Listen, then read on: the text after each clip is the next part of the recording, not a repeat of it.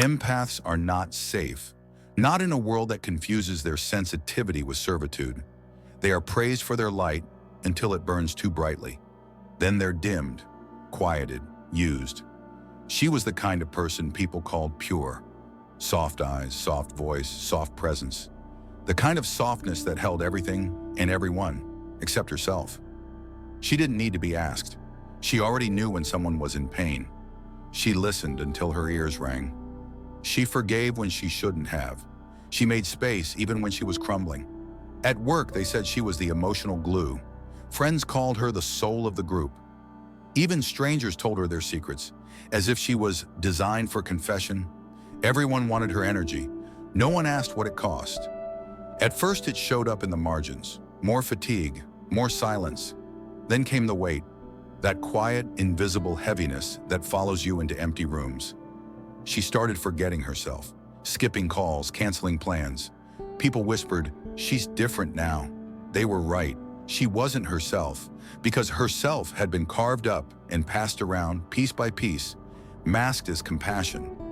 This is the paradox of being an empath. You're celebrated for your light until you realize it was never light they wanted. It was fuel. Empathy, in the wrong context, doesn't heal. It attracts. Not always love. Sometimes need. Sometimes emptiness. Sometimes the broken who don't want to be whole, only held. And who do they find? The ones most willing to carry it all. Have you ever felt drained after helping others? If you've ever carried emotions that didn't belong to you, this video was made for you. Because what you're about to discover is not just about empathy, it's about manipulation disguised as connection, trauma hiding behind love, and the unseen cost of being the strong one. We'll dive into Carl Jung's forgotten warnings, the hidden mechanics of emotional projection, and how empaths unknowingly become targets for the very pain they try to heal. Stay with this till the end. The answers won't just explain your exhaustion, they might just change how you see yourself. Forever. Carl Jung once said, "The brighter the light, the darker the shadow." In a world terrified of its own shadow, empaths become feeding grounds. They're not just admired, they're consumed. And until they see it, until you see it, this isn't compassion. It's a quiet kind of self-erasure. This is not just her story, it's the beginning of something deeper, the hidden danger to empaths, and the darkness Jung tried to expose. There's a woman, let's call her Elena. She's been in a relationship for 3 years. To the outside world, everything looks normal. Her partner is charming, articulate, successful. He calls her his everything, tells her she's the only one who truly understands him. She believes it. In the beginning, she felt chosen, needed, special, but slowly something began to shift. She began to feel more anxious when he was around. He would unload his problems, his frustrations, his wounds, always onto her. And if she ever hesitated to absorb it all, he would say she didn't care, that she was changing, that he needed her to be strong. So she stayed quiet, supportive, open. She started sleeping poorly. She cried without knowing why. Her joy began to wither. And yet she kept showing up, thinking that love meant self-sacrifice, that helping him heal was her role. She didn't realize it at the time, but she wasn't being loved. She was being consumed. Carl Jung believed that human beings carry a shadow, the repressed part of ourselves we do not want to face. Most people, instead of confronting it, unconsciously project it outward, onto others, especially onto those who are emotionally open, those who will carry what no one else wants to feel. Empaths are often the quiet targets of that projection. They absorb pain that doesn't belong to them. They become the emotional filter for their environment. Like psychic sponges, they soak in everyone else's chaos, believing it's their responsibility to fix it. Over time, they confuse other people's suffering for their own. They begin to wear pain like a second skin. This is what psychic vampirism looks like, not as fantasy or metaphor, but as lived psychological truth.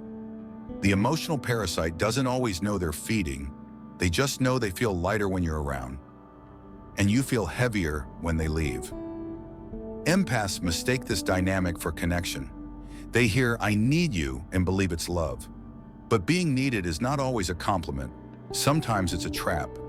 When someone constantly pulls from your energy and gives nothing in return, what they want isn't intimacy, it's access. Empathy without awareness becomes self-destruction. And until you see the invisible drain, until you name what's happening, your kindness will continue to be weaponized against you. Quietly, repeatedly, completely. Not because you're weak, but because you were trained to see your exhaustion as proof that you're doing something right. Carl Jung believed that every person carries a shadow, the part of themselves they suppress, deny, or cannot accept. It is not evil by default, but it is dangerous when ignored. The shadow is where guilt lives, where rage simmers, where jealousy, fear, and shame wait in silence. Most people never confront their shadow directly. It's too painful, too exposing. So instead, they project it outward, onto other people, often onto the most empathic person in the room. Empaths don't just hear pain, they feel it. They don't just observe emotion, they absorb it.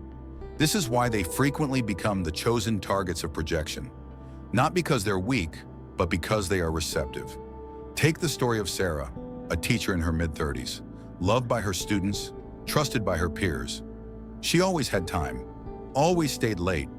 She was the one who noticed when a child's silence meant something deeper, the one who intervened before anyone else even looked up. But Sarah began to feel heavy, heavier than her own life could explain. She started dreaming of drowning, of being trapped in other people's houses. She wasn't just helping anymore. She was carrying, not just lesson plans and schedules, but the invisible emotional weight of dozens of students, colleagues, and even parents. Everyone had something to place in her hands. No one asked if her hands were full. She had become the container for their shadow, the safe one, the strong one, the one you go to when you can't hold your own pain anymore. This role is seductive. It feels purposeful, noble. But over time, it hollows you out. The exhaustion becomes existential. The confusion sets in. You no longer know what's yours and what was handed to you. Your identity begins to erode under the pressure of being everyone's emotional landfill. Jung warned that the unconscious shadow, when left unchecked, creates projection. Projection creates distortion, and distortion makes it impossible to tell who you are from what others need you to be. Empaths must understand this. When you are the safest person in someone's life, you also become the most convenient place for them to hide what they cannot face. Not out of malice, out of survival, but their survival cannot come at the cost of your selfhood. Empaths are rarely praised for who they are. They're praised for what they give. Their value is measured in how much they can tolerate, how much they can carry, how quickly they can smile through pain that isn't theirs. Society doesn't ask if they're okay. Society applauds them for never needing to be asked. Healer, listener, caretaker. Roles that look like honor, but function like cages. There's a story of Maya, a social worker known for her calm presence. She handled cases no one else would touch. Children taken from violent homes, families shattered by addiction. She carried stories that would hollow out most people, but still showed up, day after day, with compassion. She never let herself cry in front of a client. She was the definition of strength. Until one day she stopped picking up the phone. She started leaving the office on time. She stopped giving advice to friends who only called to vent. She drew a line.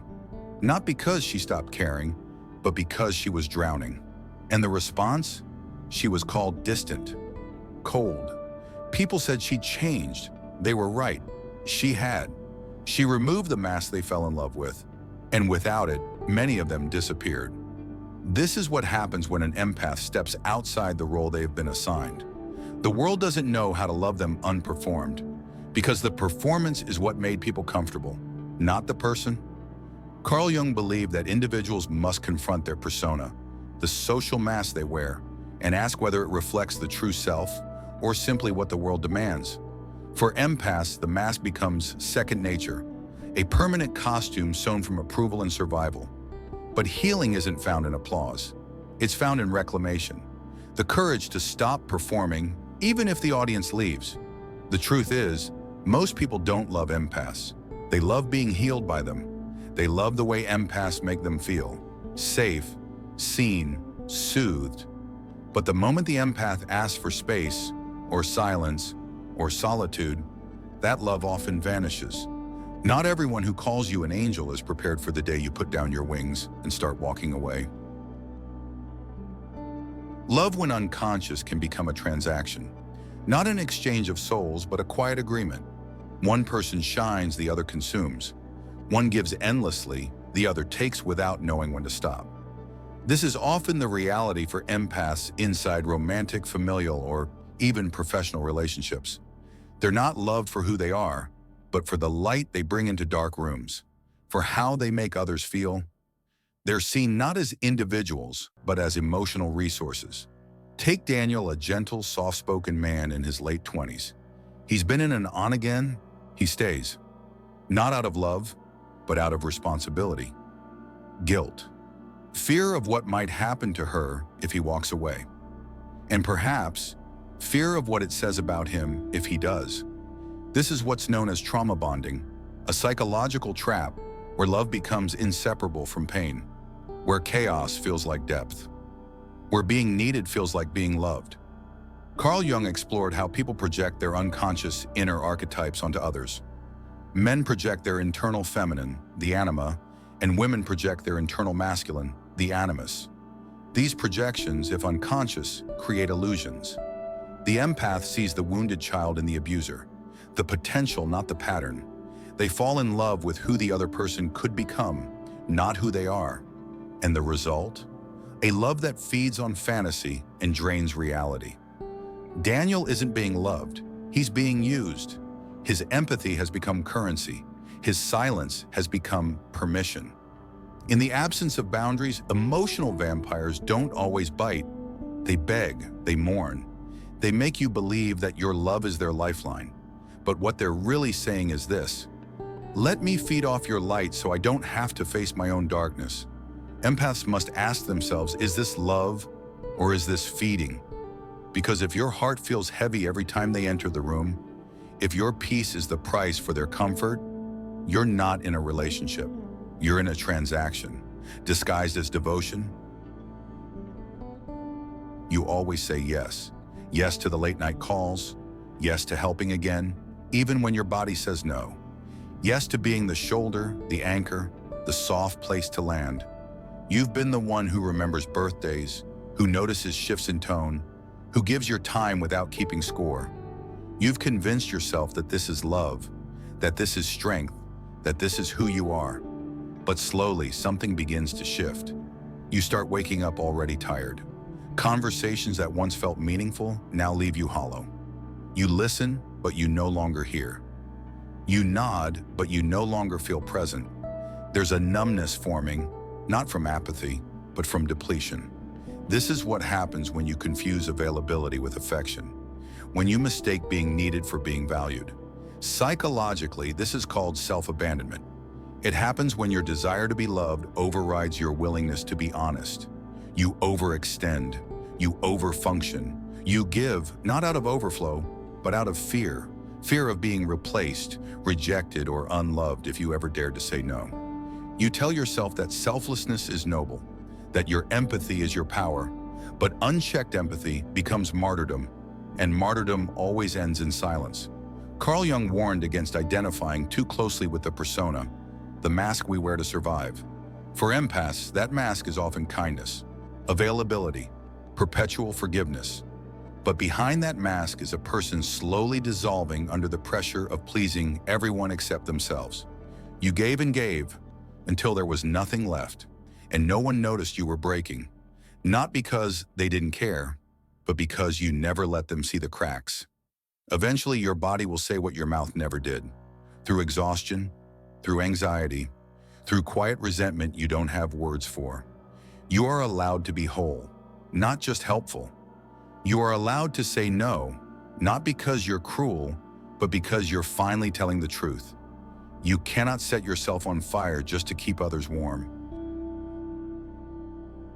You've spent your life being the strong one, the reliable one, the one others come to when they unravel. You've held their pain like it was yours, smiled while carrying what no one else would touch. You've called it love, purpose, responsibility. But what if your healing isn't found in being strong for them? What if it's found in finally being honest with yourself? Carl Jung called it individuation, the lifelong process of becoming whole. Not perfect, not pleasing, whole. It means turning inward, not to escape the world, but to confront everything you've buried for the sake of being needed. Your shadow, your anger, your unmet needs. The parts of you you've disowned in order to remain the good one. Jung didn't promise comfort, he promised transformation. And real transformation demands you stop defining yourself through others' crises. You are not just their safe space. You are your own sanctuary. Consider Leah, mid-40s, therapist, mother, sister, emotional lifeline to everyone in her life. For years, she was praised for her selflessness, her ability to listen, her endless patience. Until one day, she couldn't get out of bed. There was no crisis, no event. Just years of emotional silence catching up all at once. She began therapy, not to learn how to help others, but to remember who she was when no one needed her. She cried for the first time in months, not because she was weak, but because she had finally given herself permission to be seen. Not as a role, as a person.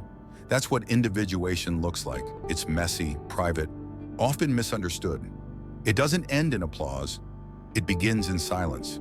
In reclaiming your inner authority and saying, I am allowed to stop performing. I am allowed to feel what I feel. I am allowed to choose myself, not to hurt others, to finally heal. Empathy without boundaries becomes self-erasure. But empathy anchored in self-awareness, that becomes power. The kind that doesn't burn you alive just to keep others warm. You are not just a light for the world, you are the flame, and you are allowed to keep some of that warmth for yourself. Not all danger wears a mask. Sometimes it smiles. Sometimes it weeps. Sometimes it says, I just need you. But not all need is love, and not all closeness is care. This is the danger Jung tried to name, the quiet, seductive erosion of self in the name of empathy. The belief that love means emptying yourself so others can feel full. That goodness means silence. That strength means sacrifice. But empathy without boundaries is not compassion, it's consumption. You are not the cure for other people's wounds. You are not the endless well they keep drawing from. You are not responsible for lighting every corner of someone else's darkness. There are people who will take your light, not because they are evil, but because they never learned to make their own. And if you don't protect it, they will use it, drain it, leave you in the cold while they warm their hands by the fire you used to be. Not everyone who calls you a light plans to keep you burning. The world does not always feed you in return. Some will only feed on you. So here is the final warning. Your empathy is a gift, but it is not a duty. Your love is powerful, but it is not an excuse for your disappearance. You don't owe anyone your self-abandonment. You owe yourself protection. You owe yourself return. The broken will always knock on the brightest doors. You get to decide who steps inside and who learns to build their own flame. You are not here to be devoured. You are here to awaken. If this video spoke to something you've never been able to name, if it made you feel seen or maybe a little shaken, then don't let this be where the conversation ends. Leave a comment below, share your story, or simply say, I see it now. Subscribe if you're ready to dive deeper into the parts of life most people are too afraid to talk about. And like this video so it finds others who've been carrying too much for too long in silence. You are not here to be used. You are here to wake up. And this was just the beginning.